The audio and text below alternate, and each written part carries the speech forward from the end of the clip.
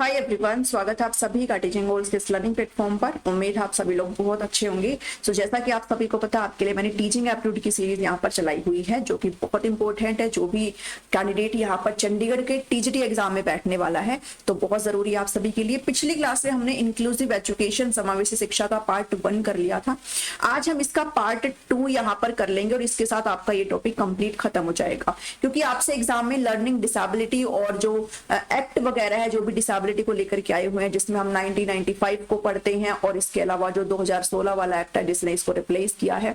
इसके अलावा हम इसमें बहुत सारी पॉलिसीज को भी यहाँ पर डिस्कस करेंगे। भाई अभी तक गवर्नमेंट ने क्या क्या यहाँ पर नीतियां लेकर के आई है, कौन कौन से एक्ट इन सभी डिसेबल्ड पर्सन के लिए लेकर के आए हैं, वो सारी चीजें, मतलब कंटेंट के साथ साथ फैक्चुअल चीजें भी आपके लिए बहुत सारी है इस क्लास में। जो आप जब धीरे धीरे इस क्लास के साथ आगे बढ़ेंगे तो आपको यहाँ पर दिख जाएगा कि कितनी मेहनत करके मैंने इस कंटेंट को यहाँ पर प्रिपेयर किया है। तो अगर आपको थोड़ी बहुत भी हेल्प होती है तो इस चैनल को जरूर सब्सक्राइब कर लीजिए। आपको ऐसी अपडेट मिलती रहेगी जो कि बिल्कुल फ्री ऑफ कॉस्ट है। आपको पढ़ाई बिल्कुल फ्री ऑफ कॉस्ट होती है यहाँ पर।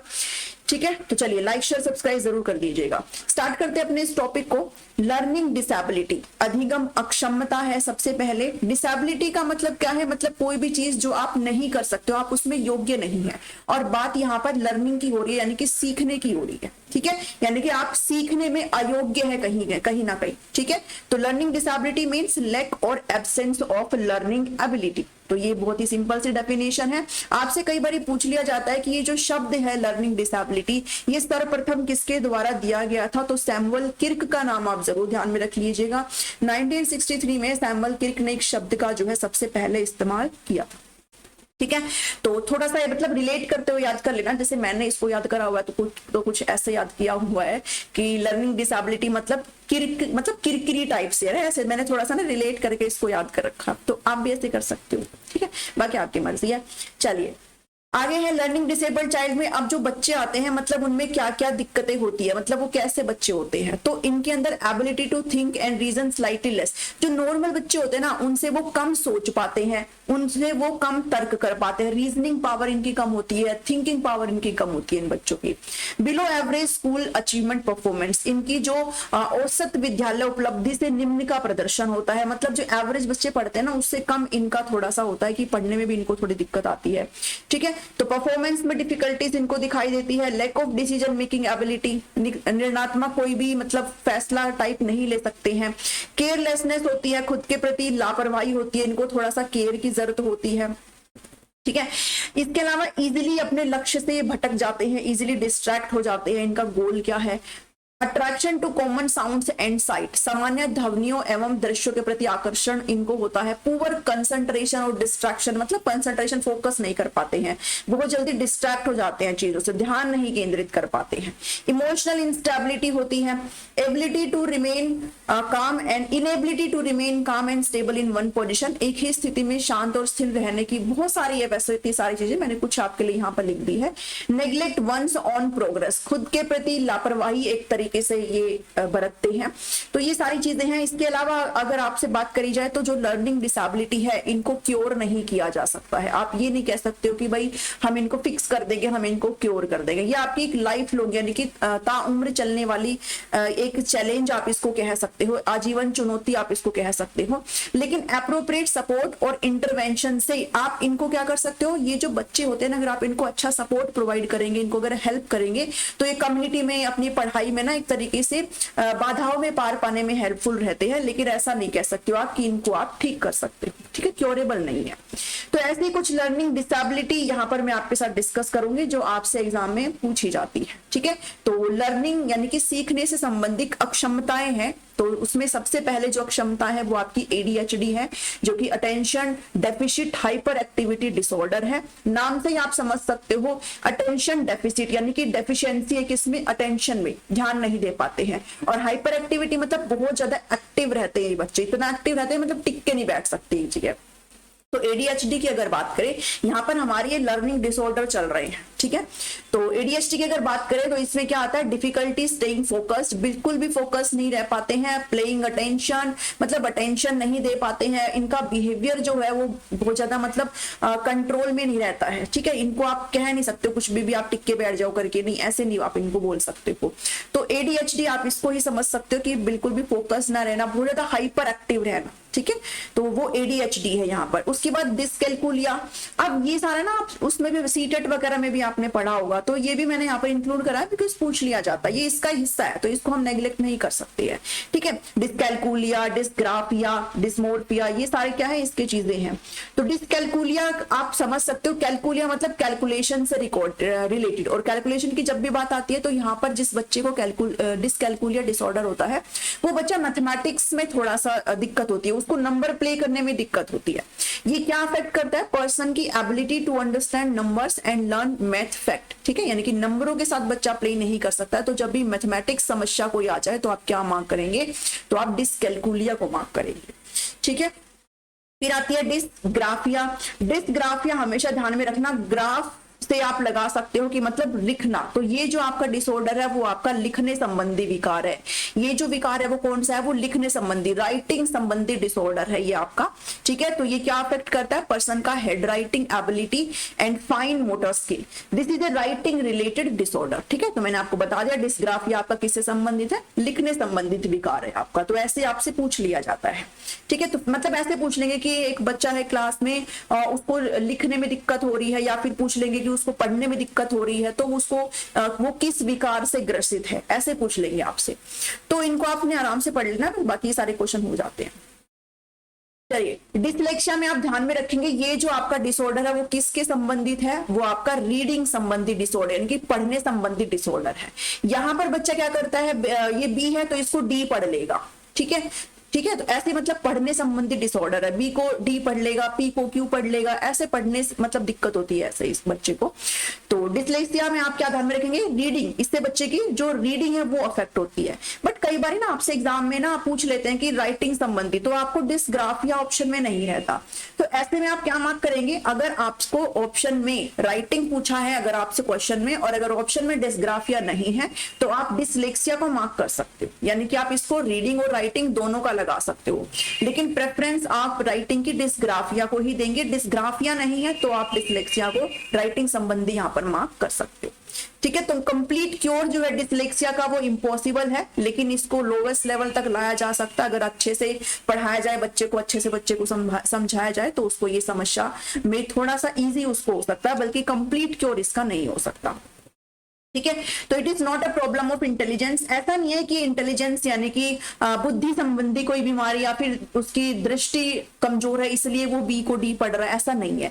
ये एक न्यूरोलॉजिकल यानी कि तंत्रिका तंत्र जो है डिसऑर्डर है, विकार है ये एक उसका, जो कि क्योरेबल नहीं है। कई बार ये भी पूछ लेता है कैसा डिसऑर्डर है, तो ये न्यूरोलॉजिकल डिसऑर्डर है, ठीक है। तो ये आप ध्यान में रखेंगे, ठीक है ना। तो ऐसा नहीं कि बच्चा इंटेलिजेंट नहीं है, डिसलेक्सिया से संबंधित बच्चा बहुत अच्छे नंबर भी ला सकता है, तो वो डिपेंड करता है कि बच्चे को सपोर्ट कैसा प्रोवाइड किया जा रहा है, ठीक है। फिर नेक्स्ट है डिस्प्रेक्सिया। डिस्प्रेक्सिया डिसऑर्डर क्या होता है, ये प्रॉब्लम होता है विद मूवमेंट, कोऑर्डिनेशन, लैंग्वेज और स्पीच, मतलब आपकी बॉडी मूवमेंट से रिलेटेड कोई भी अगर प्रॉब्लम है, बॉडी मूवमेंट्स में आपको समस्या आ सकती है, तो वो कौन सा विकार होता है, वो आपका डिस्प्रेक्सिया होता है, ठीक है। तो ये ध्यान में रखेंगे, डिस्प्रेक्सिया आपका डिसऑर्डर क्या है, जो कि आपको प्रॉब्लम करता है मूवमेंट में, कोऑर्डिनेशन में, लैंग्वेज में, भाषा में, ठीक है, स्पीच में। तो ये अगर आपका आ जाए तो आप डिस्प्रेक्सिया को मार्क करेंगे। चलिए, नेक्स्ट है ऑटिज्म। ऑटिज्म को ध्यान में आपने रखना है, वैसे इसमें इतना कुछ है नहीं है। इसको क्या बोला जाता है, ऑटिज्म स्पेक्ट्रम डिसऑर्डर और ASD इसको बोलते हैं। ऑटिज्म जिस बच्चे को होता है उसका आई कांटेक्ट बिल्कुल भी नहीं होता है, बहुत ही लिटिल, या फिर कोई भी उसका मतलब वो आई कांटेक्ट करके बात नहीं कर सकता है, ठीक है, बहुत ही बिल्कुल भी सोशल नहीं होता, वो सामाजिक नहीं होता, मतलब दूसरों में इंटरेस्ट ना के बराबर रखता है। Showing more interest in object, मतलब किसी वस्तु में, आसपास उसके जो भी सराउंडिंग में चीजें है ना उसमें इंटरेस्ट दिखाएगा, जबकि एज कंपेयर टू लोगों से बात करने में, आप उससे बात करोगे वो आपकी आंख में आंख डाल के बात भी नहीं करेगा, वो आपके एक बारे में तो सुनेगा भी नहीं, ठीक है। तो वो दूसरे ऑब्जेक्ट में इंटरेस्ट रखता है लोगों के अलावा। Appearing not to hear when spoken to directly, आप सीधे तौर पर अगर उससे बात करेंगे तो वो सुनता भी नहीं है। और रिपीटेटिव मूवमेंट करता है फिंगर्स के साथ, हाथों का रिपीटेटिव मूवमेंट करेगा, मतलब हैंड का, फिंगर का करेगा, आर्म्स का करेगा, हेड का करेगा। और ऐसे आपने बच्चे शायद देखे भी होंगे, बार बार एक ही चीज को रिपीट करना, ठीक है। हाथों के अगर कोई मूवमेंट है तो उसको बार बार करता रहेगा, तो वो ऑटिज्म का एक तरीके से क्या है, सिम्टम्स है, ठीक है। तो ये चीज ध्यान में रखिएगा। उसके बाद एक और चीज आती है मेंटल रिटार्डेशन, और मेंटल रिटार्डेशन यानी कि मानसिक मंदता, और ये इंटेलिजेंस में भी हम लोग पढ़ते हैं। तो इसमें ना 4 तरह की मेंटल रिटार्डेशन होती है जो आपसे बहुत बार पूछ ली जाती है, तो टेट एग्जाम वगैरह में तो यहाँ से एक क्वेश्चन आता ही आता है। तो सबसे पहली है माइल्ड, फिर है मॉडरेट, सेवर, और एक है प्रोफाउंड, ठीक है। तो आईक्यू इनका आपको ध्यान में रखना होता है। भाई आईक्यू सबको पता है ना क्या होता है, आईक्यू इंटेलिजेंट कोएफिशिएंट होता है। तो नॉर्मल बच्चे का कितना होता है भाई, 92, 110 होता है, ये तो सबको पता है। और ये बहुत ही मतलब नीचे वाले होते हैं भाई। मेंटल रिटार्डेशन मतलब मानसिक मंदता, कहीं ना कहीं मेंटली बच्चा थोड़ा सा क्या है, थोड़ा सा परेशान है, ठीक है। तो बात करते हैं माइल्ड की। माइल्ड मतलब हल्की मानसिक मंदता है, और इनमें जो आईक्यू बच्चे का होता है वो 50 से 55 से अप्रोक्स 70 आईक्यू तक जा सकता है। तो मैंने यहाँ पर ना काफी सारा डाटा आपके लिए पिक करा, बिकॉज आप कहीं पर भी देखोगे ना आपको अलग अलग दिखेगा। तो यहाँ पर मैंने पूरी कोशिश करी है कि आपका जो भी ऑप्शन पिक करेगा ना वो इसी के ही अंदर आ जाएगा, ठीक है। तो आपको 50 से 55 देखने को मिल जाएगा, या फिर आपको 50 से 60 देखने को मिल जाएगा, मतलब मिनिमम 50 से स्टार्ट होकर के अप्रोक्स कहाँ तक जाएगा, 70 आईक्यू। तो ये माइल्ड है, ठीक है। मॉडरेट मतलब जो मध्यम मानसिक मंदता है, ये आपकी 35 से 40 रहेगी, या फिर 50 से 55, ठीक है। मिनिमम आपकी 35 मिल सकती है, मैक्सिमम आपकी 55 मिल सकती है। ऐसे भी आपको दे सकते हैं कि 35 से आपको दे देंगे 45, ठीक है। तो इसलिए मैंने इसको ऐसे रेंज में डाला है कि जो भी ऑप्शन में आएगा आप इसके अकॉर्डिंग मार्क कर पाएंगे, ठीक है। सेवर मतलब गंभीर मानसिक मंदता है, यहाँ पर बच्चे थोड़ा सा दिक्कत करते हैं। तो 20 से 25 है यहाँ पर, और 35 से 40, ठीक है। तो मिनिमम 20 और मैक्सिमम 40, इससे बीच में जो भी डाटा आएगा वो किस में लाई करेगा, वो आपका सेवर मेंटल रिटार्डेशन में आएगा। फिर आता है ये प्रोफाउंड, बिल्कुल ही मतलब गहन मानसिक मंदता, मतलब आप कह सकते हो मूर्ख श्रेणी में आते हैं, ठीक है। जड़ बुद्धि होती है बिल्कुल ही। ऐसे बच्चों को आप बिल्कुल भी डील नहीं कर सकते हो, ऐसे बच्चे अपनी केयर खुद से बिल्कुल भी नहीं कर सकते हैं। इनको दूसरों की हेल्प होती है, कुछ भी, हर चीज, हर काम करने के लिए आप इनको पढ़ा नहीं सकते हो, ठीक है। तो बिलो 20 से 25 अगर आईक्यू है तो वो इस श्रेणी में आते हैं, प्रोफाउंड में आते हैं, ठीक है। चलिए अब हमने लर्निंग डिसऑर्डर वगैरह सब देख लिए। अब बात करते हैं पर्सन विद डिसेबिलिटी, यानी कि दिव्यांगता जो जिनमें होती है, मतलब है ना, विकलांगता जिनमें होती है, वो बेसिकली यहाँ पे आप पढ़ेंगे।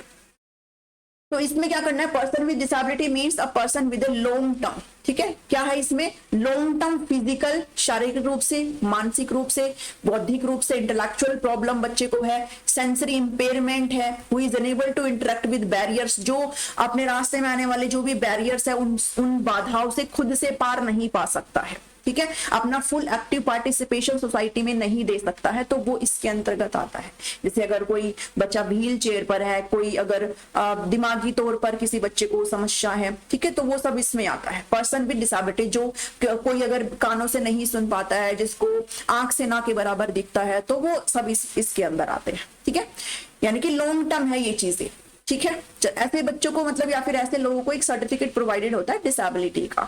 तो अब इसके अंदर हम ना 2 एक्ट पढ़ेंगे। सबसे पहला एक्ट आता है पर्सन विद डिसेबिलिटी एक्ट 1995, जिसको पीडब्ल्यूडी एक्ट 1995 बोलते हैं, विकलांग व्यक्ति अधिनियम।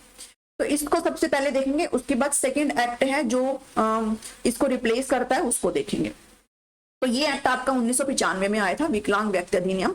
इसका मतलब है इक्वल अपॉर्चुनिटी, समान अवसर, प्रोटेक्शन ऑफ राइट, अधिकारों का संरक्षण, और फुल पार्टिसिपेशन, सोसाइटी में इन बच्चों का फुल पार्टिसिपेशन हो। बच्चे नहीं मतलब लोग भी हो सकते हैं, व्यक्ति भी हो सकते हैं, कोई भी हो सकता है, ठीक है। इनका जो है इनको इक्वल अपॉर्चुनिटी मिले, समान अवसर मिले, इनके अधिकारों का संरक्षण हो, कोई भी इनके अधिकारों का हनन ना करे, इनको पूर्ण भागीदारी समाज के अंदर हो। तो ये एक मेन मकसद था इस एक्ट को लाने का। इस एक्ट को जम्मू कश्मीर को छोड़ करके बाकी सारे भारत में इसको अप्लाई किया गया, ठीक है। ये एक्सटेंड किया whole of India except the state of Jammu and Kashmir. और पीडब्ल्यूडी एक्ट है जो कि आपका ये आया था 1995 में, और इसको इनेक्ट मतलब आप कह सकते हो इसको लागू करने का काम कब किया गया, फरवरी 7, 1996 में किया गया, ठीक है। जो कि गारंटी करता है equal opportunity for people with disability. ये हमने ऊपर ही पढ़ा, उनका फुल पार्टिसिपेशन सोसाइटी के अंदर। पॉइंट टू पॉइंट मैंने यहाँ पर सारी आपके लिए चीजें लगाई है, और ये पीडीएफ भी आपको टेलीग्राम पर मिल जाएगा, मैं भेज दूंगी, आप वहां से भी इसको देख सकते हो। The person with disability act 1995 के अंदर क्या क्या चीजें हैं। तो सबसे पहली चीज है कि इस डिसेबिलिटी के अंदर लाइक करने के लिए किसी भी इंसान में जो विकलांगता है वो कितनी होनी चाहिए, वो 40% होनी चाहिए, और ये सर्टिफिकेट उस बंदे के पास होना चाहिए। तो 40% आपको जरूर ध्यान में रखना है कि विकलांगता 40% से कम है तो फिर वो इस श्रेणी में नहीं आएगा, ठीक है, फिर वो डिसेबल्ड पर्सन की श्रेणी में नहीं आएगा। इसके अलावा इनको फ्री एजुकेशन की बात करी गई है 18 साल तक। जब आप आरटीई पढ़ते हो, राइट टू एजुकेशन एक्ट जब आप पढ़ते हो, तो उसके अंदर भी 6 to 18 ईयर्स तक की फ्री और कंपल्सरी एजुकेशन की बात करी गई है। ऐसे बच्चे जो विकलांग, ठीक है, जो डिसेबल्ड हो, उनकी बात करी गई है यहाँ पर सेक्शन 3 के अंदर, ठीक है। तो अगर आपने आरटीई पढ़ा है, अगर नहीं पढ़ा है तो मैंने पढ़ा रखा आरटीई, उसमें सारे सेक्शन मैंने आपको इंक्लूड कर रखे हैं, तो वो आप देख सकते हो, सर्च करके आपको मिल जाएगा, ठीक है। तो 18 साल तक यानी कि 18 साल तक इनको फ्री और कंपल्सरी एजुकेशन की बात यहाँ पर इस एक्ट के तहत करी गई। All focused on making public building, यहाँ पर क्या किया गया कि जो भी पब्लिक बिल्डिंग्स है, ठीक है, यानी कि जो सार्वजनिक भवन है जिसमें आपके क्या आ जाते हैं, हॉस्पिटल आ जाते हैं, स्कूल्स वगैरह आ जाते हैं, ऐसी चीजें जहां पर इनका अगर आना जाना हो तो उनको इनके अकॉर्डिंग बनाया जाए, ठीक है, उनको एक्सेसिबल बनाया जाए, डिसेबल्ड पीपल भी वहां पर जा सके, जैसे रैंप वगैरह बनाया जाए। अगर आपने अब देखा होगा तो जो स्कूल के जो स्ट्रक्चर अब बन रहे हैं ना, वो कुछ ऐसे बन रहे हैं कि स्कूल के एक साइड में आपका रैंप बनेगा और दूसरी साइड में सीढ़ियां लगेगी, ठीक है। तो रैंप इन बच्चों के लिए बनाए जा रहे हैं, वो सभी इसी के अकॉर्डिंग ही मतलब इंक्लूसिव एजुकेशन के तहत ही बनाए जा रहे हैं, जो कि एनईपी का हिस्सा हो जाती है, ठीक है। तो हॉस्पिटल वगैरह में कोई भी ऐसी पब्लिक जो बिल्डिंग्स है उनमें इन लोगों के लिए रैंप बनाया जाए। अगर कोई व्हील चेयर पर है तो वो आराम से जा सके, ऐसा नहीं हो सके भाई उनको चढ़ने में दिक्कत ना हो, ठीक है। तो सार्वजनिक भवनों को मतलब उनके अकॉर्डिंग क्या बनाया जाए, एक्सेसिबल बनाया जाए, ठीक है। International day of person with disability कब ऑब्जर्व किया जाता है, 3 दिसंबर को ऑब्जर्व किया जाता है, ये आपको पता रहना चाहिए, ठीक है। चलिए, और पब्लिक, अब यहाँ पर ना कुछ सीटें रिजर्व करी गई है इस एक्ट के तहत कि जो इंसान मतलब पर्सन विद डिसेबिलिटी जो भी होगा ना, उनको कितनी % सीटें दी जाएंगी, उनको 3% सीट का यहाँ पर प्रावधान जो है वो किया गया है, ठीक है। सार्वजनिक शिक्षण संस्थानों में और सरकारों से सहायता प्राप्त करने वाले अन्य लोग पीडब्ल्यूडी के लिए कम से कम 3% सीटें यहाँ पर आरक्षित करेंगे। तो कितने % सीटों की बात करी गई है, 3% सीटों की यहाँ पर बात करी गई है। अब इसके अंदर जो डिसेबिलिटी आती है वो 7 टाइप की डिसेबिलिटी रखी गई है। पूछ लिया जाता है कई बार कौन कौन से 7 तरह की डिसेबिलिटी है, ये भी पता होना चाहिए है। तो सबसे पहला है ब्लाइंडनेस, अंधापन। दूसरा है लो विजन, अगर आपको कम दिखता है, ये तो मतलब बिल्कुल ही जिनको ना दिखता हो, और अगर आपको कम दिखता है तो उसकी बात करी गई है। लेप्रोसी कार्ड, कुष्ठ रोग, ठीक है, कुष्ठ रोग की बात करी गई। हियरिंग इंपेयरमेंट, अगर आपको कम सुनता है। लोकोमोटर डिसेबिलिटी, मतलब आपकी मोबिलिटी से रिलेटेड है, आपके मूवमेंट से रिलेटेड है ये, ठीक है। मोबिलिटी आप कह लो या फिर मूवमेंट आप कह लो, मतलब चलने फिरने संबंधी समस्या, ठीक है। मेंटल रिटार्डेशन, जो मैंने अभी रिटार्डेशन आपके साथ डिस्कस करी है, और मानसिक बीमारी अगर है तो ये 7 प्रकार की डिसेबिलिटी इस पीडब्ल्यूडी एक्ट 1995 के तहत की गई है। इसके एक्ट के बारे में आपको इतना ही पता रहना चाहिए है, जो कि फैक्चुअल थी, सारी चीजें मैंने सब इंक्लूड कर दिया, कुछ नहीं छोड़ा है। अब इस एक्ट को रिप्लेस करने का काम क्या, एक और एक्ट आया, right of person with disability act 2016 में ये एक्ट आया, और इसको यहाँ पर जो डिसेबिलिटी वो बढ़ करके 21 हो गई। पहले आपकी डिसेबिलिटी इसमें कितनी थी, 7 थी, और अब कितनी हो गई है, 3 गुना हो गई, यानी कि 21 डिसेबिलिटी को, 21 दिव्यांगता कह लो आप, विकलांगता को यहाँ पर जगह दी गई है इस एक्ट में, 2016 वाले एक्ट में। तो आपसे पूछ लिया जाता है 1995 को किसने रिप्लेस किया है, तो right of person with disability act 2016 में। तो अब इसको ही डिस्कस करेंगे। ठीक है। इसके अलावा जो मैंने कल आपके साथ डिस्कस किया था ना इंक्लूसिव एजुकेशन, उसमें भी ये चीज डिस्कस करी थी जो मैंने यहाँ पर लिख रखी है कि यूनाइटेड नेशन जनरल असेंबली ने, संयुक्त महासभा ने एक कन्वेंशन वहां पर हुआ था, अगर ध्यान में हो क्वेश्चन आंसर में डिस्कस किया था, ठीक है, on the right of person with disability. और ये कन्वेंशन कब हुआ था? 13 दिसंबर 2006 को हुआ था, है ना। इसके बाद ही जो है सभी को एक तरीके से हर देशों को बोला गया अभी आप कुछ ना कुछ करिए इन लोगों के लिए। तो इंडिया ने इसको एक तरीके से, भारत ने 1 अक्टूबर 2007 को इस कन्वेंशन की पुष्टि करी थी। और अगर बात करें आरपीडब्ल्यूडी एक्ट 2016 की, तो इसको दिसंबर 2016 में ये जो है आया था, और इसको मतलब फोर्स में, ठीक है, यानी कि लागू करने का काम कब किया गया? 15 जून 2017 में किया गया। तो ये जो डेट है ना, ये जरूर ध्यान में रख लेनी है आपने, 15 जून 2017 को। और जो 1995 वाला एक्ट था वो जम्मू कश्मीर में नहीं था, जबकि 2016 वाला एक्ट ऑल ओवर इंडिया हर जगह था एक्सेप्ट जम्मू एंड कश्मीर, ठीक है। मतलब इसको ये भी, इसमें भी था Jammu and Kashmir, including, except नहीं, इंक्लूडिंग जम्मू एंड कश्मीर, ठीक है। तो ये ध्यान में रखेंगे कब कब ये आया था। और इसके अंदर जो है कितने चैप्टर्स हैं आपके? तो 102 सेक्शन है और 17 चैप्टर है इसके अंदर। पीडब्ल्यूडी एक्ट ये जो है ये किसको रिप्लेस करता है? 1995 वाले एक्ट को रिप्लेस करने का काम करता है। और किसके अंतर्गत आता है अगर ये पूछ ले तो ministry of social justice and empowerment, समाज न्याय एवं अधिकारिता मंत्रालय के अंतर्गत आता है, ठीक है। अब बात करते हैं इसके फीचर्स की, क्या क्या है इसके अंदर। तो सबसे पहली चीज तो यही है कि जो डिसेबिलिटी है वो किससे बढ़कर कितनी हो गई है? 7 से बढ़कर के 21 हो गई है, ठीक है। और सेंट्रल गवर्नमेंट के पास राइट है पूरा इसमें और डिसेबिलिटी भी ऐड कर सकती है। बट राइट नाउ कितने हैं? राइट नाउ आपको ध्यान में रखना है 21 डिसेबिलिटी है, जो कि हम पढ़ेंगे नीचे, ठीक है।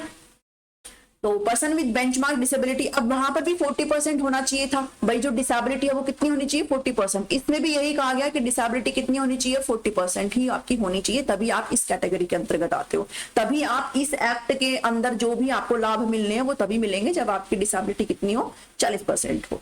इसमें भी आपको 6 to 18 साल के जो बच्चे हैं उसको राइट दिया गया, उसको अधिकार दिया गया फ्री एजुकेशन का, ठीक है। तो कुछ चीजें यहाँ पर चेंजेस है, जैसे इसमें यहाँ पर चेंज क्या है कि इसमें जो सीटें हैं वो आपकी बढ़कर के कितनी हो जाती है? तो यहाँ पर increase the reservation of people with benchmark disability from 3 से 4% तो सरकारी नौकरियों में हो गई है। 3 से 4, वहां पर कितनी थी? 3% थी, तो 3 से 4% तो यहाँ पर गवर्नमेंट जॉब्स में हो गई है। और 3 से 5% आपके हायर एजुकेशन इंस्टीट्यूट में हो गई। अगर आप हायर एजुकेशन में जा रहे हो, अगर आप उच्च श्रेणी शिक्षा अगर ले रहे हो, तो आपका फिर यहाँ पर 5% आपको सीटें मिलेंगी। अगर आप इस कैटेगरी में आते हो और अगर जॉब है तो वहां पर 4% सीटें आपके लिए आरक्षित करी जाएगी, ठीक है। तो ये ध्यान में रखना, ये डाटा जरूर ध्यान में रख लेना। अब जो लास्ट वाली लाइन है वो ये कहती है कि अगर कोई भी इनके अधिकारों का हनन करता है तो फिर आपको यहाँ पर पेनल्टी पे करनी पड़ेगी, ठीक है। और वो पेनल्टी क्या होगी? Any person who violate provision of this act any rule or regulation made under it, कोई भी अगर रूल रेगुलेशन जो कि इस एक्ट के तहत बना है, इसको अगर छेड़ता है या फिर इसको तोड़ने की कोशिश करता है तो फिर वो पनिशेबल है। या तो आपको 6 महीने की जेल होगी, या फिर आपको 10,000 रुपया पे करना पड़ेगा, या फिर आपको अगर थोड़ा गंभीर है तो फिर आपको दोनों ही हो सकता है। और अगर आप बार बार ऐसी चीजें करते हो तो आपको 2 साल के लिए जेल हो जाएगी, 50,000 का फाइन आपको पे करना पड़ सकता है, या फिर 5 लाख तक का भी आपको फाइन यहाँ पर पे करना पड़ सकता है, ठीक है। तो ये चीज ध्यान में रखेंगे सारी चीजें। ये भी हिंदी में मैंने वही लिखे, हिंदी में मैंने बोल दी है। आप 21 डिसेबिलिटी यहाँ पर कौन कौन सी है ये आपको पता रहना चाहिए। तो ये 21 डिसेबिलिटी मैंने यहाँ पर लिखी है, इसको आप पीडीएफ में प्रोवाइड करूंगे टेलीग्राम पर, उस पर देखेंगे। बट फिलहाल पिक्चर के थ्रू हम इन सारी 21 डिसेबिलिटी को यहाँ पर एक बार देख लेते हैं, ठीक है। रिपीट करने का कोई फायदा नहीं है, इसको वहां पर पढ़ेंगे तो यहाँ पर पढ़ लेते हैं।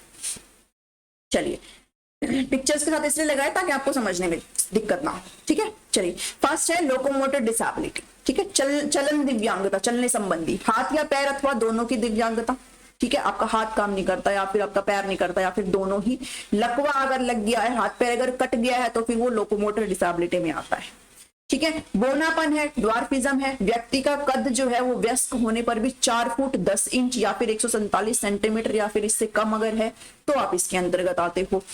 इसके अलावा मस्कुलर डिस्ट्रोफी है, मांसपेशियों में कमजोरी है या फिर विकृति हो गई है, जैसे आप फिगर में देख पा रहे हो, तो इसके अंतर्गत आप आते हैं। एसिड अटैक इसमें शामिल कर दिया गया है अभी, ठीक है। और ये जो है बहुत ही मशहूर है, लक्ष्मी अग्रवाल, इन पर मूवी भी आई थी, छपाक। तो शरीर के अंग, हाथ पैर आंख आदि पर तेजाब हमले की वजह से असामान्य या फिर प्रभावित होना, तो एसिड अटैक जो भी विक्टिम्स है वो इसके अंतर्गत आती है। ब्लाइंडनेस अगर है, देखने में कठिनाई है या फिर पूरी तरीके से अंधे हैं तो फिर इसके अंतर्गत आता है। लो विजन है, कम दिखना है, 60 वर्ष से कम आयु की स्थिति में रंगों की अगर पहचान नहीं कर पाते हैं, ठीक है, 60 वर्ष से कम है वो, तो फिर वो इसके अंतर्गत आता है लो विजन में। ठीक है, देखो हर चीज का ना कोई रूल वगैरह होता है, ऐसा नहीं है कि भी आपको कम दिखता तो आप इसमें आ जाएंगे। 40% डिसेबिलिटी आपकी होनी चाहिए है। अब फिजिकल डिसेबिलिटी, ठीक है, जिसमें अगर आप डीफ है, श्रवण बाधित अगर आपको समस्या है, दोनों कानों में 70 डेसिबल श्रवण क्षति है तो आप इसमें आते हैं। अब फिजिकल हाँ ये वाला हार्ड ऑफ हियरिंग, अगर आपको कम सुनता है, ठीक है, ये सारी फिजिकल डिसेबिलिटी आपकी चल रही है। हार्ड ऑफ हियरिंग है, दोनों कानों में 60 से 70 डेसिबल श्रवण क्षति है, ठीक है, ये तो इसमें आती है। मतलब इसमें पूरी तरीके से अगर आपको नहीं सुनता या फिर इसमें बहुत ही ऊंचा टाइप सुनता है, हार्ड बहुत है, सुनने में दिक्कत हो रही है। बोलने एवं भाषा की दिव्यांगता, स्पीच और लैंग्वेज डिसेबिलिटी है, बोलने में कठिनाई है, सामान्य बोली से अलग अगर आप बोलते हो जिसे अन्य लोग नहीं समझ पाते हैं, ठीक है, तो वो इसमें आता है। उसके बाद है लेप्रोसी कट, कुष्ठ रोग से हाथ या पैर या उंगलियों में विकृति है, अगर टेढ़ापन है तो वो इसके अंतर्गत आता है। पिक्चर में आप देख पा रहे होंगे, ठीक है। दूसरा है कि शरीर की त्वचा पर रंगहीन धब्बे हो जाना, हाथ या पैर या उंगलियों का सुन्न हो जाना, तो वो इसके अंतर्गत आता है। सेरेब्रल पाल्सी है, पैरों में जकड़न है, जैसे आप इस बच्चे को देख पा रहे हो, चलने में कठिनाई है, हाथ या काम करने में अगर कठिनाई आ रही है। मल्टीपल डिसेबिलिटी है, मतलब एक से ज्यादा डिसेबिलिटी अगर आपके पास है, ठीक है, 2 या 2 से अधिक दिव्यांगता, जैसे आपको सुनता भी नहीं हो और आपको दिखने में भी समस्या हो, तो वो मल्टीपल डिसेबिलिटी है, ठीक है। इंटेलेक्चुअल डिसेबिलिटी मतलब बौद्धिक कार्य एवं अनुकूल व्यवहार में कमी, मतलब जो भी आपके उम्र के हिसाब से जो आपकी इंटेलिजेंट पावर होनी चाहिए वो नहीं है, ठीक है, आप वैसा बिहेव नहीं कर पा रहे हो, तो वो इंटेलेक्चुअल डिसेबिलिटी है। स्पेसिफिक लर्निंग डिसेबिलिटी, भाषा बोलने या लिखने की कमी। डिसलेक्सिया है, डिस्ग्राफिया है, डिस्कैलकुलिया है, तो वो लर्निंग डिसेबिलिटी है ये सारी, ठीक है। अफेजिया है। उसके बाद मल्टीपल डिसेबिलिटी है, जैसे ऑटिज्म इसके अंतर्गत आता है। और मेंटल इलनेस, ठीक है, मानसिक अगर कोई बीमारी है, अस्वाभाविक व्यवहार है, खुद से ही बात करते हैं, मति भ्रम, भय व्यसन या फिर गुमसुम रहना, ठीक है, तो ये सब इसके अंदर आता है। मल्टीपल सिरोसिस, तो दिमाग एवं रीढ़ की हड्डी के समन्वय में परेशानी। और पार्किंसन डिजीज इसके अंतर्गत आता है। तो आपको ना ये नाम ध्यान में रख लेना है, ठीक है, इसमें होता क्या है, इसलिए आप भले ही ना याद कर पाओ कोई बात नहीं, लेकिन नाम जरूर ध्यान में रख लेना। मेंटल इलनेस हो गया, पार्किंसन डिजीज हो गया, ऑटिज्म हो गया, मल्टीपल डिसेबिलिटी हो गया, ठीक है, तो ये आपको ध्यान में रखना है। होमोफीलिया ये ब्लड रिलेटेड है भाई, चोट लगने पर अत्यधिक रक्त स्राव, ब्लड क्लोटिंग नहीं हो पाता है, रक्त बहना बंद नहीं होता, तो वो ब्लड क्लोटिंग ही होता है कि मतलब रुक जाती है ब्लड क्लोटिंग, ठीक है, खून का थक्का नहीं जम पाता है। थैलेसेमिया भी आपके ब्लड रिलेटेड ही है, खून में हेमोग्लोबिन की कमी है, ठीक है, खून की मात्रा कम है। सिकल सेल डिजीज ये भी आपकी ब्लड रिलेटेड है, खून की अत्यधिक कमी है, खून की कमी से शरीर के अंग अवयव खराब होना, तो ये सभी इसके अंतर्गत आते हैं, ठीक है। तो ये 21 टाइप ऑफ डिसेबिलिटी थी, जिनको आप एक दो बार अगर नजर मारेंगे तो आपके दिमाग में बैठ जाएंगी ये चीजें। तो आपको 7 तरह की डिसेबिलिटी कौन सी थी वो भी पता होना चाहिए है, और जो 21 टाइप की जो 2016 वाले एक्ट में है वो भी आपको पता रहना चाहिए, ठीक है। अब बात करते हैं फैक्चुअल चीज की, policy, national policy for person with disability. अब यहाँ पर आगे से जो भी चीजें स्टार्ट होगी वो सारी आपकी फैक्चुअल चीजें स्टार्ट हो रही हैं कि कौन कौन से अभियान चलाए जा रहे हैं, कौन कौन सी पॉलिसीज हैं यहाँ पर, ठीक है, तो वो सारी चीजें अब आपकी आएंगी। तो national policy for person with disability 2006, इसकी बात करेंगे। कल एक क्वेश्चन भी इससे रिलेटेड शायद मैंने डिस्कस किया था आपके साथ, तो उसके बारे में यहाँ पर मैं एक्सप्लेन कर देती हूँ। राष्ट्रीय विकलांग जन नीति 2006, इस नीति को केंद्र सरकार ने 15 अगस्त 2003 को लाया था, इसका गठन किया था। और इसकी मंजूरी किसने दी थी, उस टाइम पर जो प्रधानमंत्री थे वो डॉक्टर मनमोहन सिंह थे, और 2005 में इसकी मंजूरी दी गई थी। 10 फरवरी 2006 को ये लागू हो गया था, ठीक है। तो आपको लागू का पता रहना चाहिए, डेट अगर याद कर पाए, 2-3 डेट है तो आप जरूर इसको ध्यान में रख लें। और ये किसके अंतर्गत आता है, ministry of social justice and empowerment के अंतर्गत आता है, सामाजिक न्याय और अधिकारिता मंत्रालय के अंतर्गत आता है। उद्देश्य क्या है, तो उद्देश्य सिंपल सी बात है, हम यहाँ पर डिसेबल्ड पर्सन की बात कर रहे हैं तो सारी चीजें उनके ही फेवर में होंगी। उद्देश्य एक सक्षम वातावरण बनाना है जो विकलांग व्यक्ति के सम्मान अधिकारों का सम्मान करता हो, ठीक है, उनके राइट्स की बात करता हो, ठीक है, सोसाइटी में उनका पार्टिसिपेशन हो, इसकी बात करता हो। तो ऑब्जेक्टिव्स क्या है इस पॉलिसी के, तो वो देख लो। फर्स्ट ऑब्जेक्टिव है कि ऐसा एनवायरनमेंट क्रिएट करना जो बैरियर फ्री हो, मतलब बाधा मुक्त एनवायरनमेंट, उनको किसी भी प्रकार से दिक्कत ना हो चीजों में। जैसे एग्जांपल के तौर पर क्या कर सकते हैं, व्हील चेयर रैंप हम बना सकते हैं। कोई भी जो पब्लिक बिल्डिंग्स है, जैसे मैंने अभी पीछे बात करी है कि उनके लिए आप एक रैंप टाइप बना देते हो कि अगर कोई व्हील चेयर पर है तो वो आराम से चेयर से चढ़ सकता है उस पर, ठीक है। वो कोई भी फ्लोर पर जाना चाहता है तो वो चला जा सकता है, उसको किसी की हेल्प की जरूरत नहीं है। तो ऐसा एनवायरनमेंट उनके लिए सेट करना, एलिवेटर्स उनके लिए लगा लेना, ठीक है। ब्रेल सिग्नेचर, ब्रेल क्या है भाई, एक सिस्टम है रीडिंग और राइटिंग का जिनको कम दिखता है, ठीक है, विजुअल इंपेयर्ड है जो उनके लिए है, एक तरीके से ये एक सिस्टम है लिखने का और पढ़ने का। तो इन चीजों की उपलब्धता इनके लिए करा देना ताकि इनके लिए एनवायरनमेंट बिल्कुल ही कैसा हो जाए, बैरियर फ्री एनवायरनमेंट हो जाए, ठीक है। इतना है समझ में आया। सेकेंड है विकलांग महिलाओं का सशक्तिकरण, empowerment of women with disability, ठीक है। अब देखिए ऐसी महिलाएं जो डिसेबल्ड है उनको इंडिपेंडेंट बनाने की कोशिश यहाँ पर इस पॉलिसी में करी गई है। तो उनके लिए वोकेशनल ट्रेनिंग प्रोग्राम चलाना, ठीक है, यानी कि व्यवसायिक प्रशिक्षण कार्यक्रम का आयोजन करना इनके लिए, जो इनको स्किल प्रोवाइड कर सके, इनको ट्रेनिंग प्रोवाइड कर सके ताकि ये अपने आप में इंडिपेंडेंट हो जाए, एम्प्लॉयबिलिटी इनकी बढ़ जाए, कहीं ना कहीं कुछ अर्न कर पाए, ठीक है। एक तरीके से खुद को ये ना लगे इनको कि भैया हम अलग है, हम कर नहीं सकती है, तो उनके लिए ऐसे ट्रेनिंग प्रोग्राम चलाना। तो ये वुमेन के लिए हो गया। अब इस पॉलिसी का काम क्या है कि डिसेबिलिटी का सर्टिफिकेट भी जारी करना। भाई जो डिसेबल्ड होगा, जिनको 40% डिसेबिलिटी है, उनको एक सर्टिफिकेट मिलता है। उस सर्टिफिकेट को दिखा करके वो अपने जो उनके राइट्स हैं उनको वो गेन करते हैं, ठीक है। तो इंप्लीमेंटिंग ऐसे ऑनलाइन एप्लीकेशन सिस्टम को सेटअप करना, सेटिंग अप डेडिकेटेड कुछ ऐसे सेंटर्स को सेटअप करना जो इनको डिसेबिलिटी सर्टिफिकेट सुविधा करा सके, ठीक है, उनको मुहैया करा, इनको इधर उधर भटकने की जरूरत ना पड़े, आसपास में ऐसे सेंटर्स इनको मिल जाए कि जहां सर अपने वो ये जो प्रमाण पत्र है डिसेबिलिटी के, विकलांगता के, वो इनको मिल जाए। गैर सरकारी संगठन जो एनजीओ होते हैं, नॉन गवर्नमेंट ऑर्गेनाइजेशन होती है, इनको बढ़ावा देना, इनको प्रमोशन करना। क्यों? क्योंकि जो एनजीओ होती है वो करती क्या है, वो बेसिकली सरकार के जो इफर्ट्स होते हैं उनको ही आगे लाने का काम एनजीओ का होता है। तो एनजीओ को जब ये बढ़ाएंगे, उनको आगे लाएंगे, तो कहीं ना कहीं किन को हेल्प होगा, जो डिसेबल्ड पर्सन है उनको यहाँ पर हेल्प होगा, ठीक है। तो उनके साथ कोलैबोरेट करना एनजीओ के साथ to set up community based rehabilitation centres in underserved area, ठीक है। तो कम सुविधा वाले क्षेत्रों में समुदाय आधारित पुनर्वास केंद्र स्थापित करने के लिए गैर सरकारी संगठनों के साथ सहयोग करना। बेसिकली एनजीओ का काम वही होता है कि सरकार के द्वारा जो भी चीजें चलाई हुई है उनको फुलफिल करने का काम एनजीओ का होता है। विकलांग व्यक्तियों के रिकॉर्ड का संग्रह, collection of records of person with disability, ऐसे व्यक्तियों का रिकॉर्ड रखना काफी जरूरी हो जाता है ताकि ये पता चल सके कि देश में किस प्रकार की डिसेबिलिटी है या किस प्रकार से लोगों को समस्या आ रही है, ठीक है। तो ये सभी देश के भीतर अक्षमता के प्रसार, प्रकार और वितरण पर जानकारी एकत्रित करने के लिए राष्ट्रीय सर्वेक्षण किए जाते हैं, नेशनल सर्वे किए जाते हैं, और कहीं ना कहीं जनगणना आयोजित करना ताकि पता चल सके, और जब पता चलेगा तभी तो आगे चीजें इंप्लीमेंट करी जाएगी। सोशल सिक्योरिटी की बात करी गई है। सोशल सिक्योरिटी में क्या होता है, इनको अलाउंस देने की बात करी गई है, मतलब आप कह सकते हो कि विकलांग भत्ता देने की बात करी गई, इनको सब्सिडी प्रोवाइडेड करने की बात करी गई ताकि इनको फाइनेंशियली थोड़ा बहुत हेल्प किया जा सके, ठीक है। तो ये पॉलिसी के अंतर्गत आने वाली सारी चीजें हैं जो आप ध्यान में रख लेना, एक दो बार पढ़ेंगे ना वो हो जाती है चीजें, ठीक है, रखने की जरूरत नहीं है, बिकॉज आपसे रिटर्न में नहीं पूछेगा, आपको ऑप्शन फिल करने हैं वहां पर। चलिए, इंटीग्रेटेड एजुकेशन आईईडीसी आपने सुना होगा, आईईडीसी काफी इंपॉर्टेंट है। एक ये चीज यहाँ पर लगाई गई है, इस स्कीम को क्या बोलते हैं, integrated education for the disabled children, ठीक है। तो ऐसा मतलब विकलांग बच्चों के लिए एकीकृत शिक्षा इसको हिंदी में कहते हैं। तो इस स्कीम को सेंट्रल यानी कि केंद्र के द्वारा इस स्कीम को लाया गया था 1974 में, डिपार्टमेंट ऑफ सोशल वेलफेयर के द्वारा, समाज कल्याण विभाग के द्वारा। देखो मैंने हर चीज लाइन टू लाइन बिल्कुल यहाँ पर लगाई है जो कि फैक्चुअल है, तो आप पढ़ना पड़ेगा, आपको ये थोड़ा दिमाग में बिठाना पड़ेगा इसको। इस स्कीम को ट्रांसफर कर दिया गया बाद में डिपार्टमेंट ऑफ एजुकेशन, शिक्षा विभाग को 1982 में इसे ट्रांसफर कर दिया गया, ठीक है, फैक्चुअल चीजें हैं। तो पढ़ लीजिएगा इसको अच्छे से।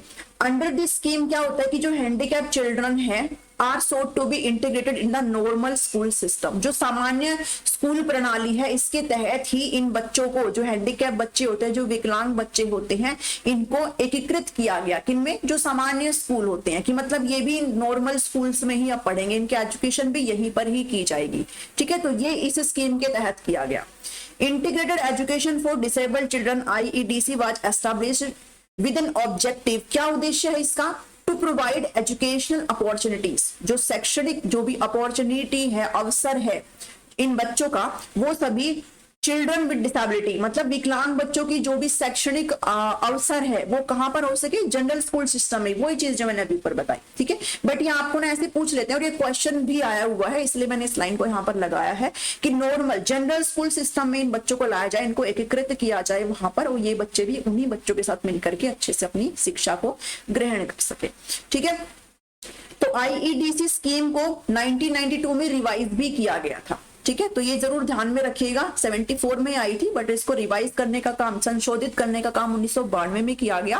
क्यों किया गया था? क्योंकि अभी तक जो इन बच्चों के लिए मतलब जो हेल्प एक तरीके से प्रोवाइड करी जाती है वो 50% प्रोवाइड करी जा रही थी, और 1992 के बाद जो ये हेल्प हो गई वो 100% असिस्टेंस, यानी कि 100% सहायता अब दी जाने लगी। जो भी राज्य है, यूनियन टेरिटरीज है, इन सभी को 100% अब हेल्प यहाँ पर दी जाने लगी रिवाइज होने के बाद। इससे पहले 50% दी जाती थी रिवाइज होने से पहले। ठीक है, तो इन बच्चों की एजुकेशन के लिए, जो कि माइल्ड हैंडीकैप से गुजर रहे हैं, कॉमन स्कूल में ये सभी लोग पढ़ सके, इनको आवश्यक एड प्रोवाइडेड हो, इंसेंटिव और स्पेशली ट्रेन टीचर इनको मिल जाए, इसके लिए 100% जो हेल्प है वो सेंट्रल की तरफ से सारे स्टेट और यूटीज को प्रोवाइड की जाने लगी इस स्कीम के तहत, IEDC के तहत। ठीक है, इतना यहां से समझ में आया। सारी चीजें फैक्चुअल है भाई। अब बात करते हैं project integrated education for children with disability, PIED। ठीक है, अब ये भी आपका लिंक करता है जो आपकी IEDC आई थी, integrated education for disabled children, ये उसी से ही लिंक करने का काम करता है, क्योंकि ये एक ऐसी अप्रोच है, PIED प्रोजेक्ट इंटीग्रेटेड, ये एक ऐसी अप्रोच है जो IEDC को ही स्ट्रेंथ करती है। मतलब इसी को ही, जो हमने अभी पीछे पढ़ी है ना इंटीग्रेटेड एजुकेशन, उसको ही और मजबूत करने का एक दृष्टिकोण है PIED। ठीक है, इसको लॉन्च किया गया था NCERT और यूनिसेफ के द्वारा। NCERT और यूनिसेफ, आप मुझे कमेंट सेक्शन में यूनिसेफ की फुल फॉर्म बताएंगे और NCERT की फुल फॉर्म बताएंगे। ठीक है, 1987 में under the ministry of MHRD human resource development के तहत, ठीक है, ये भी बताएंगे। और MHRD को अब बदल करके क्या नाम दे दिया गया है, जो कि NEP के अंतर्गत आता है, NEP नेशनल एजुकेशन पॉलिसी 2020 में MHRD को बदल करके अब क्या बुलाया जाने लगा है, ये भी बताएंगे। तो 3 चीज मैंने आपको दी है होमवर्क में। ठीक है, मुझे सबके कमेंट आने चाहिए, जितने भी लोग देखेंगे, दोनों की फुल फॉर्म और MHRD को अब क्या बुलाया जाने लगा है ये भी बताएंगे, क्योंकि अगर आपने NEP देखी है मेरी पढ़ाई हुई तो फिर आप इस क्वेश्चन को बना सकते हैं। ठीक है, और NCERT का मैंने बताया हुआ है, तीनों चीजें आप बताएंगे मुझे। तो 1987 में, ठीक है, आप डेट ईयर आप ध्यान में रख लेना। तो इसका उद्देश्य क्या है कि जो स्पेशल नीड है ऐसे बच्चों की, जो दिव्यांग बच्चे हैं, उनकी कुछ नीड होती है, जो फिजिकल और मेंटली डिसेबिलिटी हो, उनको कैटर करने के लिए इसको लाया गया है PIED को। ये फोकस करता है टीचर ट्रेनिंग प्रोग्राम पर। ठीक है, तो जो शिक्षक है उनको प्रशिक्षण प्रदान करने का काम इसके अंतर्गत किया जाता है, और इसमें ये जो है 3 लेवल पर किया जाता है, 3 लेवल पर। जो फर्स्ट लेवल है वो है 5 डे का, यानी कि 5 दिन का ओरिएंटेशन ट्रेनिंग प्रोग्राम है ये। ठीक है, 5 दिन का। सबसे पहला है क्या है, 5 day orientation course for all the teachers in the regular school. जो नियमित स्कूल होते हैं उसमें सभी टीचर्स को 5 दिन के इस कोर्स से गुजरना है। दूसरा है कि 6 वीक का इंटेंसिव ट्रेनिंग है, मतलब गहन शिक्षण है, 6 वीक का, 6 हफ्तों का। मतलब अब जो है 100% नहीं है, 10% टीचर्स यहाँ पर आएंगे। ठीक है, 10% शिक्षकों के लिए 6 हफ्ते का गहन प्रशिक्षण प्रोग्राम है ये। उसके बाद थर्ड है 1 साल का 1 ईयर मल्टी कैटेगरी, मतलब बहुत सारी कैटेगरीज में, ठीक है, बहु श्रेणी में ट्रेनिंग प्रोग्राम है। 8 to 10 यानी कि 8 से 10 टीचर्स आएंगे, सिर्फ रेगुलर स्कूल टीचर होंगे ये, और इनके लिए 1 ईयर का मल्टी कैटेगरी ट्रेनिंग प्रोग्राम। ठीक है, तो ये 3 ट्रेनिंग प्रोग्राम है जो PIED के अंतर्गत आते हैं। अब नेक्स्ट जो स्कीम आई है आपकी वो है inclusive education for disabled at secondary stage. ये सारी स्कीमें हम सीटेट में भी पढ़ते हैं, बट तब हम सिर्फ इनकी फुल फॉर्म पढ़ के छोड़ देते हैं। बट अब ये पेपर है आपका नौकरी वाला, तो इसलिए मैंने इसमें यहाँ पर इंक्लूड किया है, कभी फैक्चुअल चीजें ना पूछ बैठे आपसे। तो inclusive education for disabled at secondary stage, IEDSS, ठीक है, ये भी आपका IED से ही रिलेट करता है, IEDC, integrated education for disabled children. तो यहाँ पर बात करी गई है सेकेंडरी स्टेज पर बच्चे की इंक्लूसिव एजुकेशन की बात करी गई, हिंदी में भी पढ़ लेंगे। तो इसको लॉन्च करने का काम 2009 से 10 में किया गया था। ये स्कीम रिप्लेस करती है किसको, IEDC को। भाई जो PIED थी वो तो IEDC को स्ट्रेंथ करती है, मतलब उसको और मजबूत बनाती है, लेकिन ये जो है IEDSS ये इसको ही रिप्लेस कर रही है, इसको IEDC, ठीक है, जो हमने पहले पढ़ी ना इंटीग्रेटेड एजुकेशन वाली, उसको ही रिप्लेस करने का काम कर रही है, यानी कि उसकी जगह पर अब ये आ गई है IEDSS, जिसकी फुल फॉर्म है inclusive education for disabled at secondary stage. इतनी चीजें यहां से क्लियर हुई, ठीक है, कंफ्यूज नहीं होना, चीजें इजी हैं, बस कंफ्यूज नहीं होना। अब इसका एम क्या है, to enable all student with disabilities to pursue 4 year of secondary education. Secondary education बता किसकी बात करी जा रही है, ये सेकेंडरी एजुकेशन की बात कर रहा है, मतलब कि 9वीं से लेकर के 12वीं, ये जो 4 साल है ना, इसमें बच्चे की शिक्षा यहाँ पर पूरी हो, इस शिक्षा को मेंटेन करने का, इस शिक्षा पर फोकस करने का काम इसका है, IEDSS का, ठीक है। तो 4 साल की जो सेकेंडरी एजुकेशन है उसके बारे में बात करता है। It provide assistance for the inclusive education of disabled children in class 9 से 12। इस स्कीम को अब सबज्यूम्ड कर दिया गया है राष्ट्रीय माध्यमिक शिक्षा अभियान RMSA में 2013 से, ठीक है। थोड़ा सा आपको लग सकता है कि कभी ये हो रहा है, कभी वो हो रहा है, कभी वो उसमें मिल रही है, कभी वो उसमें, लेकिन खुद से अब जब एक बार पढ़ेंगे ना तो समझ में आ जाएगा, ठीक है। अब IEDSS जो है इसको मर्ज कर दिया गया है, किसमें शामिल कर दिया गया है, एक स्कीम है आपकी राष्ट्रीय माध्यमिक शिक्षा अभियान RMSA में। तो अब RMSA के बारे में भी आपको पढ़ना चाहिए कि आखिर ये क्या है। तो ये स्कीम भी आपकी 2009 में ही लॉन्च हुई थी। जो IEDSS जो अभी आपकी ये ऊपर थी, ये भी 2009 से 10 में ही आई थी। तो इसको मर्ज कर दिया गया है RMSA में, जो खुद 2009 में आई थी, और ये भी सेकेंडरी एजुकेशन की बात करती है, ताकि अच्छी क्वालिटी की शिक्षा यहाँ पर अवेलेबल हो इन बच्चों के लिए, ठीक है, एक्सेसिबल हो, सभी को अफोर्डेबल हो, सभी कर पाए, जितने भी यंग पर्सन है 15 से 16 एज ग्रुप वाले, यानी कि जो 9वीं से 12वीं क्लास के जो बच्चे हैं, जो सेकेंडरी एजुकेशन वाले बच्चे हैं, जो सेकेंडरी शिक्षा वाले बच्चे हैं, उनकी ही बात कही जा रही है। तो इस स्कीम को अब RMSA में एक तरीके से शामिल कर दिया गया है। यहां से समझ में आई इतनी चीजें। नेक्स्ट है सर्व शिक्षा अभियान, SSA को भी पढ़ते जाओ भी यहाँ पर। SSA is termed as an education for all. भाई सर्व शिक्षा अभियान मतलब सर्व मतलब सबके लिए शिक्षा, ठीक है। तो एक ऐसा मूवमेंट चलाया गया, एक ऐसा अभियान आया, ये कहा गया कि भाई सबको शिक्षा मिलेगी, कोई भी बच्चा शिक्षा से वंचित नहीं रहना चाहिए। तो SSA is termed as education for all, सभी के लिए शिक्षा।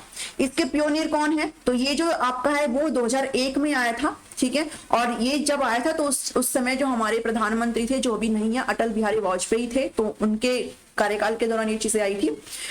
और इसको 2001 में लाया गया था ताकि एलिमेंट्री एजुकेशन को यूनिवर्सलाइज करा जाए, यानी कि जो आपकी जो प्राथमिक शिक्षा है उसके सार्वभौमिकरण के लिए इसको लाया गया था। भाई सभी बच्चों को एलिमेंट्री एजुकेशन जरूर मिले, कोई भी बच्चा इससे वंचित ना रह पाए।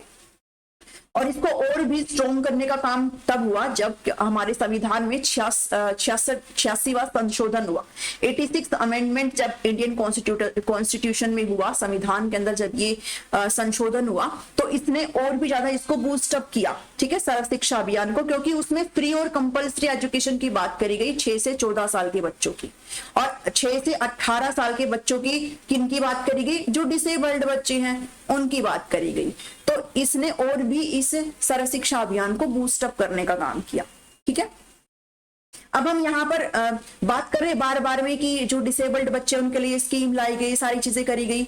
अब एक rehabilitation council of India RCI भी आपको पढ़ना होता है, क्योंकि इन सबको कंट्रोल करने का काम, हर चीज को देखने का काम किसका होता है, RCI का होता है, रिहैबिलिटेशन काउंसिल ऑफ इंडिया, ठीक है। तो RCI आपने जरूर पढ़ना है।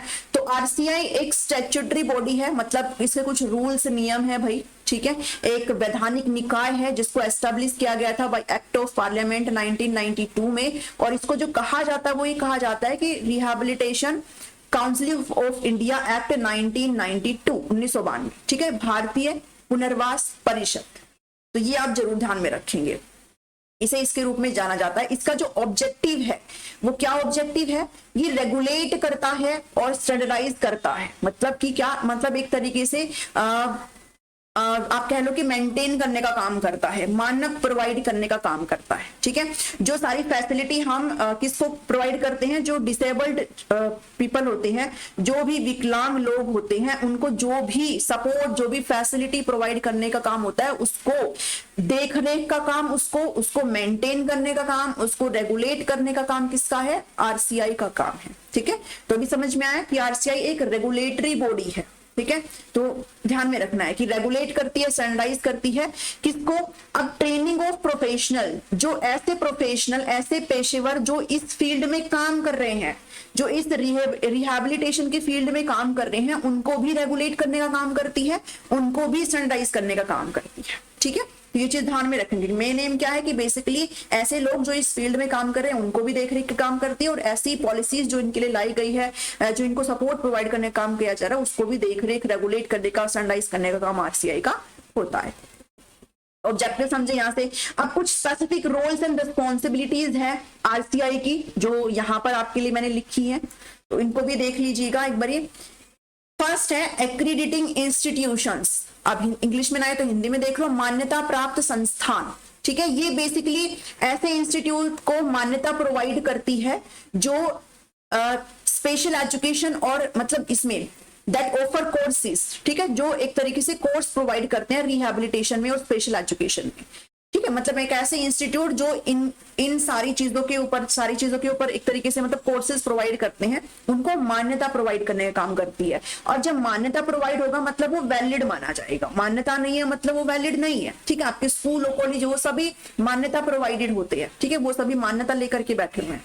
तो आरसीआई ऐसे इंस्टीट्यूट को जो स्पेशल एजुकेशन पर काम कर रही है, जो इस क्षेत्र में काम कर रही है, उसको मान्यता प्रोवाइड करने का काम कर रही है। यानी कि जो भी ऐसे प्रोफेशनल जो इन कोर्सेज से जुड़े होंगे वो सभी वैलिड माने जाएंगे अगर उनके पास मान्यता है तो। ठीक है, तो पहली ये चीज होगी। दूसरी है सेटिंग स्टैंडर्ड्स, मानक निर्धारित करती है। Council set standards for the curriculum, भाई क्या करिकुलम इनको पढ़ाया जाएगा, क्या इंफ्रास्ट्रक्चर होएगा। ठीक है, बुनियादी ढांचे और फैसिलिटीज क्या होंगी इन इंस्टीट्यूशंस के जिनको मान्यता दे रहे हैं, और कंडक्ट ऑफ इंस्पेक्शन, साथ साथ उनका इंस्पेक्शन भी किया जाएगा। ये सारी चीजें मेंटेन करने का काम किनका होता है, ये सारी चीजें मतलब आरसीआई एक तरीके से देखती है, रिहैबिलिटेशन काउंसिल ऑफ इंडिया। ठीक है, तो इन संस्थानों के पाठ्यक्रम, बुनियादी ढांचे, सुविधाओं के लिए मानक, एक स्टैंडर्ड डिसाइड करने का काम इनका होता है, मानक निर्धारित करने का काम होता है कि आप भाई ऐसे ऐसे चीजों को करें। ठीक है, ऐसा होना चाहिए है। तो ये क्या किनका काम होता है, ये आरसीआई का काम होता है। थर्ड है रिकॉग्नाइजिंग एंड रजिस्टरिंग प्रोफेशनल। अब ऐसे प्रोफेशनल जिन्होंने यहाँ से अपने कोर्सेज कंप्लीट करे हैं इन इंस्टीट्यूशन से, जहां से मान्यता प्राप्त है ये इंस्टीट्यूशन, और यहाँ से अपने कोर्सेज को कंप्लीट करने वाले जो प्रोफेशनल है, ठीक है, इनको रिकॉग्नाइज करते हैं, इनको रजिस्टर करते हैं, ताकि ये जो है अपनी एक जो बोलते हैं ना कि सुविधा अब जब आगे लोगों को देंगे तो वो कहीं ना कहीं जब वो वैध होंगे तभी तो देंगे ना। तो ऐसे लोगों को रिकॉग्नाइज और रजिस्टर भी आरसीआई ही करती है कि भाई इन्होंने यहाँ से कोर्स किया है जो कि वैलिड है। ठीक है, तो अब अपनी ये आगे जो सर्विस है वो डिसेबल्ड लोगों के प्रति दे सकते हैं। ठीक है, तो ये चीज थर्ड है। तो पूरा कंट्रोल करने का काम आरसीआई का होता है, और आरसीआई से क्वेश्चन पूछ लिए जाते हैं तो आपने नहीं छोड़ना है। डाटाबेस को मेंटेन करने का काम इनका ही होता है, मेंटेन करती है डाटाबेस ऑफ प्रोफेशनल, किसको मेंटेन करती है, database of professional who have been registered with the council, जो इनके साथ रजिस्टर्ड है उनके रिकॉर्ड को मेंटेन करने का काम करती है। और प्रोमोटिंग रिसर्च एंड डेवलपमेंट, अनुसंधान और विकास को बढ़ावा देने का काम करती है। The council promote research and development in the field of rehabilitation special education. इससे क्या होगा कि जो एडवांस नॉलेज है और जो अंडरस्टैंडिंग है इस फील्ड में वो इंप्रूव करेगी क्वालिटी ऑफ सर्विस प्रोवाइडेड। देखो कोई भी चीज है, अगर मान लो इस चीज पर कोई रिसर्च करता है और कोई अपना फीडबैक देता है तो कहीं ना कहीं उसका क्या है, एक पॉजिटिव पॉइंट निकलता है कि अच्छा हम अपनी सर्विस की ये जो क्वालिटी है इसमें और थोड़ा सुधार कर सकते हैं। तो अनुसंधान और विकास को बढ़ावा देने का काम भी किसका है, आरसीआई का है। ठीक है, ताकि चीजों में और ज्यादा क्वालिटी लाई जा सके, गुणवत्ता लाई जा सके। फिर आपने एक टर्म देखा होगा, बाला लिखा हुआ, BALA, building as learning aid. ठीक है, यानी कि जो बिल्डिंग है, जो भवन निर्माण है, अब ये किनका हो सकता है भाई, जैसे स्कूल है, आपने स्कूल देखा होगा ना, इनको ही सीखने के लिए इस्तेमाल करना, इनको ही सीखने का एक जरिया बना लेना। आज के टाइम में आपने स्कूल देखेंगे ना, प्राइवेट स्कूल तो बहुत ज्यादा चमकीले बमकीले होते हैं, मतलब उसमें तो बहुत ज्यादा हो गया है, इवन गवर्नमेंट स्कूल में भी हो गया है कि जितने भी पिलर्स वगैरह होते हैं स्कूल में, वॉल होती है, दीवारें होती हैं, उनके ऊपर ना प्रिंट करने लगे हैं हम, जैसे फॉर्मूलाज प्रिंट कर दिए, मैथमेटिक्स फॉर्मूला प्रिंट कर दिए, कोई पोएम वगैरह लिख दी, ठीक है, बॉडी पार्ट्स कहीं पर किसी गैलरी के ऊपर जो है छाप दिए दीवार के ऊपर। तो ये क्या है कि दीवारों को जो है एक तरीके से वहां पर बिल्डिंग, भाई दीवार किसका हिस्सा, बिल्डिंग का हिस्सा है ना, तो उसको भी एक लर्निंग एड के तौर पर अब इस्तेमाल में लाया जा रहा है। तो बाला के फुल फॉर्म आपसे मैंने देखा एक दो जगह पूछी गई है, तो बाला क्या होता है, बिल्डिंग एज लर्निंग एड, ठीक है।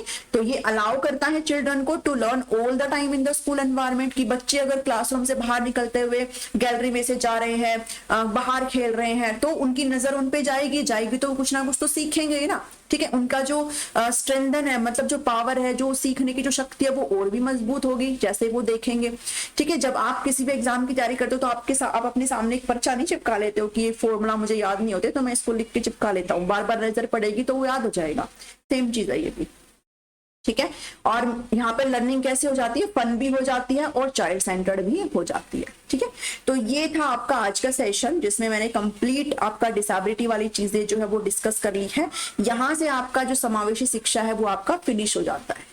तो अब बताओ मुझे कैसी लगी, आपको मेरी मेहनत पसंद आई है तो जरूर करना है आपने लाइक, और कमेंट करके जरूर बताइएगा। और जो 3 मैंने होमवर्क दिए हैं, एनसीईआरटी की फुल फॉर्म, ठीक है, यूनिसेफ के बारे में आपको बताना है कि यूनिसेफ क्या है, और इसके अलावा जो हाँ एमएचआरडी है, जिसको अब क्या नए नाम से पुकारा जाने लगा है, ये आपको मुझे बताना है। तो आज की इस वीडियो में इतना ही है, मिलते हूँ नेक्स्ट वीडियो में, ठीक है। Thank you, thanks for watching me.